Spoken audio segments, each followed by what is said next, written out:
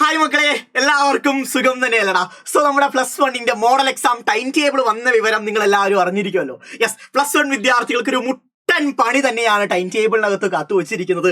അതെന്താണ്, അതെങ്ങനെ ക്രാക്ക് ചെയ്യാം, ഓരോ ദിവസവും എന്തു പഠിക്കണം എന്ന കാര്യമാണ് നമ്മൾ അനലൈസ് ചെയ്യാൻ പോകുന്നത്.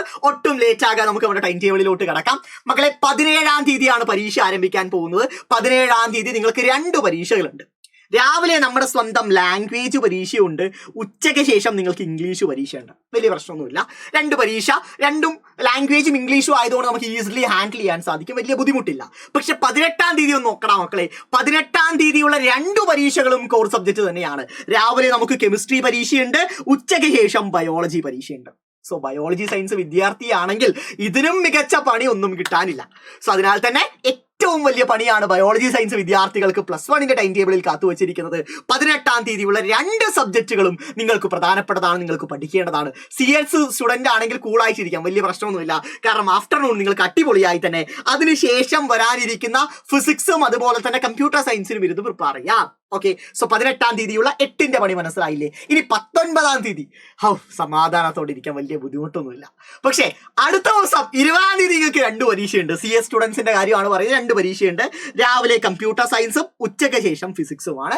20-ാം തീയതി നിങ്ങളെ കാത്തിരിപ്പുള്ള പരീക്ഷകൾ. ഇത് കൃത്യമായി തന്നെ ടാക്കിൾ ചെയ്യണം കേട്ടോ. അഥവാ 19-ാം തീയതി എന്ന് പറയുന്ന ദിവസം ഒരു ദിവസം ഫ്രീ ആണെന്ന് പറഞ്ഞ് പഠിക്കാതിരിക്കരുത്. കാരണം ആ ദിവസം എങ്ങനെ പഠിക്കുന്നു എന്നതിനനുസരിച്ചിരിക്കുന്നു ഈ പറഞ്ഞ CS-നും ഫിസിക്സിനും നിങ്ങളുടെ പെർഫോമൻസ് എന്ന് പറയുന്നത്. സോ അത് കൃത്യമായി തന്നെ പഠിക്കണം, അടിപൊളിയായി തന്നെ നിങ്ങൾ പെർഫോം ചെയ്യണം, റൈറ്റ്? അതിനുശേഷം 21-ാം തീയതി മാത്സ് പരീക്ഷയുണ്ട്.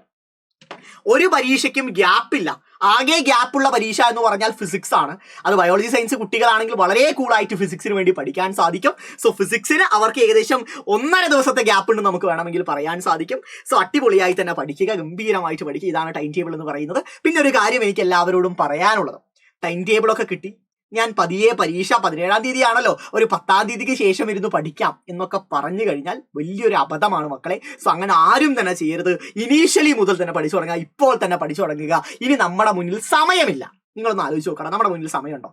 ഇന്നിപ്പോൾ ഏകദേശം എത്രയായി? 13-ാം തീയതി അല്ലെ 14-ാം, ഈ ഒരു 15-ാം തീയതി തന്നെ വെച്ചേക്ക്. ഇനി അങ്ങോട്ടൊരു 15 ദിവസം, പിന്നെ അങ്ങോട്ട് അടുത്തൊരു 30 ദിവസത്തിൽ വേണം ഈ പറയുന്ന സബ്ജക്റ്റുകളെല്ലാം നിങ്ങൾക്ക് പഠിച്ചെടുക്കേണ്ടത്. ക്രിസ്മസ് പരീക്ഷയിൽ നിങ്ങൾക്ക് കിട്ടിയ മാർക്കൊക്കെ നിങ്ങൾക്ക് തന്നെ ധാരണയുണ്ടല്ലോ. സോ എത്ര ചാപ്റ്റേഴ്സ് ഓരോ സബ്ജക്റ്റിനെയും നിങ്ങൾ കൃത്യമായി പഠിച്ചിട്ടുണ്ട് എന്ന ബോധം നിങ്ങൾക്ക് എല്ലാവർക്കും ഉണ്ടല്ലോ. സോ ഇനിയും നമുക്ക് വൈകിപ്പിക്കാൻ നമ്മുടെ മുന്നിൽ സമയമില്ല. സോ ഇനി അങ്ങോട്ടുള്ള 30 ദിവസം കട്ടയ്ക്ക് തന്നെ പഠിക്കുക മക്കളെ. വേറെ ഒന്നും ആലോചിക്കാതെ ഗംഭീരമായിട്ട് പഠിക്കുക. നമുക്ക് പരീക്ഷ ക്രാക്ക് ചെയ്യാൻ സാധിക്കും. മോഡൽ എക്സാം കഴിഞ്ഞ് കണ്ണടച്ച് തുറക്കുമ്പോഴേക്കും നിങ്ങൾക്ക് ഏത് പരീക്ഷ വരും? നമ്മുടെ സ്വന്തം പബ്ലിക് എക്സാം വരും. സോ അതിനും നമുക്ക് മികച്ച മാർക്ക് ക്രാക്ക് ചെയ്യണം. സോ ഓരോ ദിവസവും വിലപ്പെട്ടതാണ്, ഗംഭീരമായിട്ട് പഠിക്കുക. ഒരു കിഡിലൻ സ്റ്റഡി പ്ലാനും സ്ട്രാറ്റജിയുമായിട്ട് സൈലം ഉടനെ തന്നെ വരുന്നതായിരിക്കും. അടിപൊളിയായിട്ട് കാത്തിരിക്കുക മക്കളെ. ഉഷാറാക്കുക. All the best.